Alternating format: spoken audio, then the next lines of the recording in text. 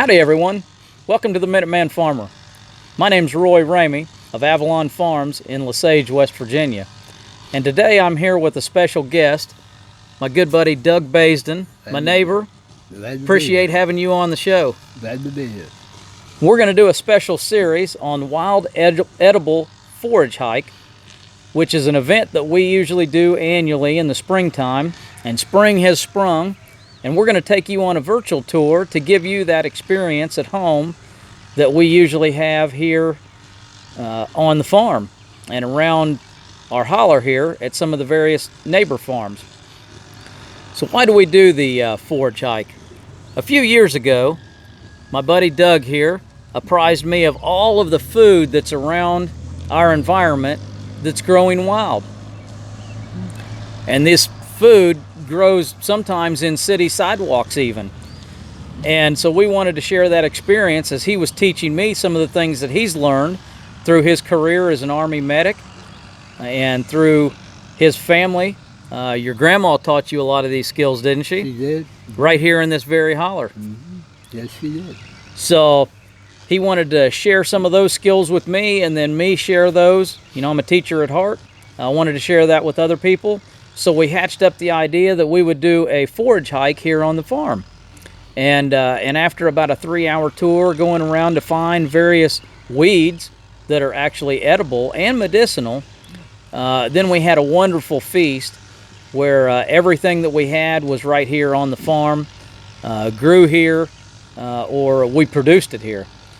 So with that experience and given the light of a lot of people at home right now that are stuck at home and can't go anywhere else, we wanted to share this experience with you in a virtual format so that it could be saved forever. I'm going to take a pause here as we've got a truck that goes by. Give you that experience that you could use this knowledge. Now we got another truck coming by. That's the glory of living on a main road in the country. So with the knowledge that you gain through this experience, hopefully you'll have some fun and you'll learn something and be able to apply that at home wherever you're at, whether it's out in the country or in the suburbs or even in the city. So we have a rule out here, don't we, about picking plants and what's safe or not safe? When in doubt, stay out. When in doubt, stay out. So if you cannot positively identify a given plant, then you should probably not be consuming that plant. There are plants out here that are perfectly safe. There's plants that are medicinal, and not all medicinals are just safe to eat anytime. And then there's other plants that are not so safe. So make sure that you can identify them. That's our big disclaimer. And we're going to take you through a tour where we'll show you some of the equipment that we use in harvesting some of the plants. We're going to take you on a tour to actually look at some of the plants, how to identify it through some of the different seasons. We're going to show you what parts are usable, whether it's the roots or the leaves or a flower. And we may, on some of them, talk about medicinal value. And through later episodes, we'll get into some of the cooking. How do you prepare some of these edibles? Some of them are just greens that you can eat raw, right off the ground. Some of them you can cook as fried greens. Some of them you'll use as herbs in your various cooking. And some things are coffee substitutes and might heal a cut. There's just various things that you can use these plants for. And we'll get into that. And if we get real good into a later part of the series, we'll take you through some medicinal pieces and how to prepare some tinctures and various other methods that we use here on the farm. We're not doctors though, so I guess you're the closest thing to a doctor we've had. I am not. But we are not licensed doctors, so we can't give you medical advice. We can only tell you what we've done and what works for us. So with that, let's talk a little bit about some of the equipment that we use, and let's start with just our clothes. You know, we're out in the woods in some of this, and we want to make sure that we have good clothes that are rugged enough to handle going through briars sometimes. And you know, some people like to wear shorts in the woods. I like to make sure that my legs are covered, so you're not going to see me out in the woods wearing shorts. Make sure that we've got good boots on, something that'll protect our feet and protect our ankles as we're on slopes in some cases, or slippery ground. And then there goes more of our traffic out here. Got another one coming by.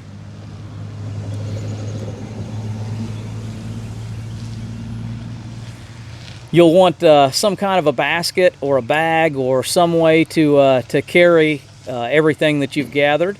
If you have a whole lot of things, then it fills up your hands and your pockets pretty quick, so you'll want a basket.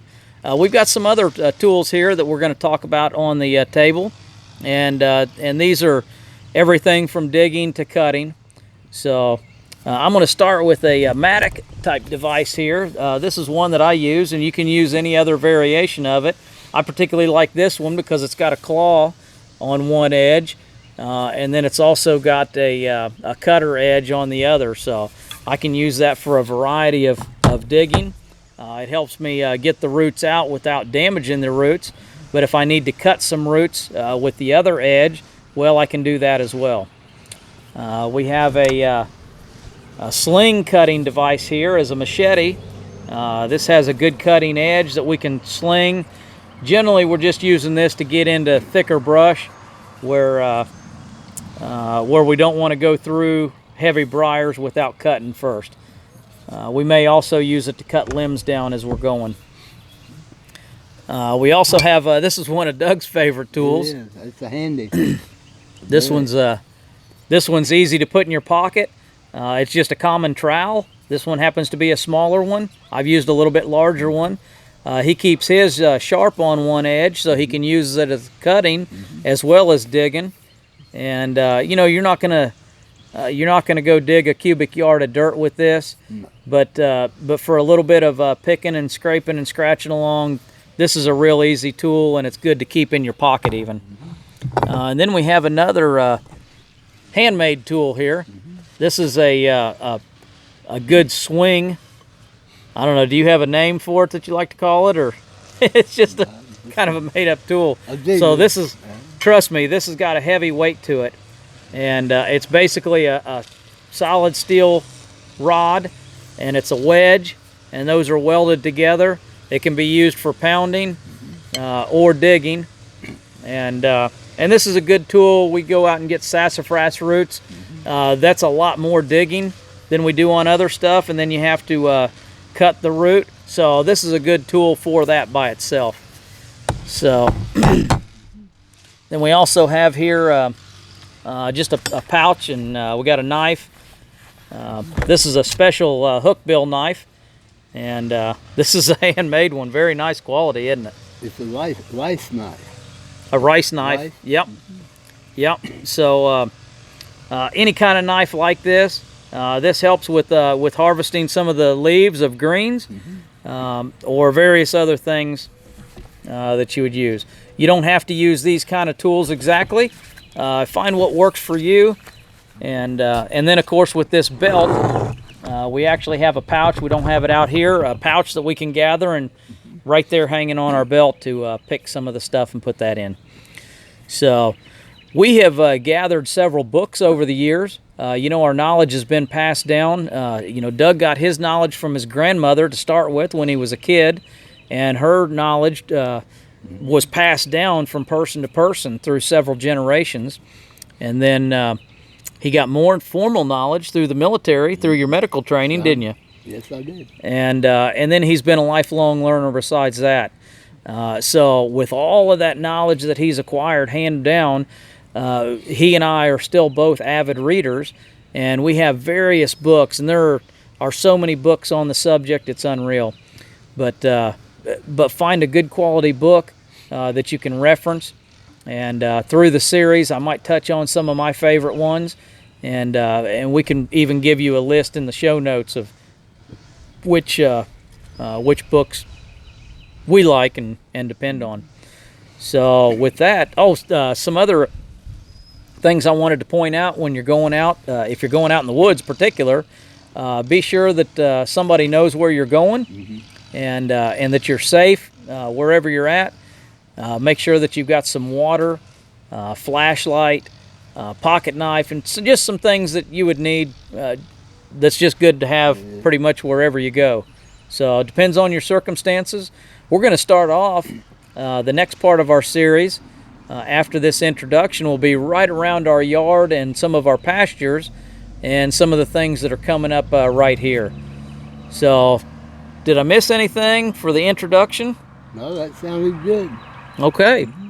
Well, I hope you all will stick around for the next part of this series, and we'll come back at you with some actual tour around some of the plants. And with that, we'll see you later.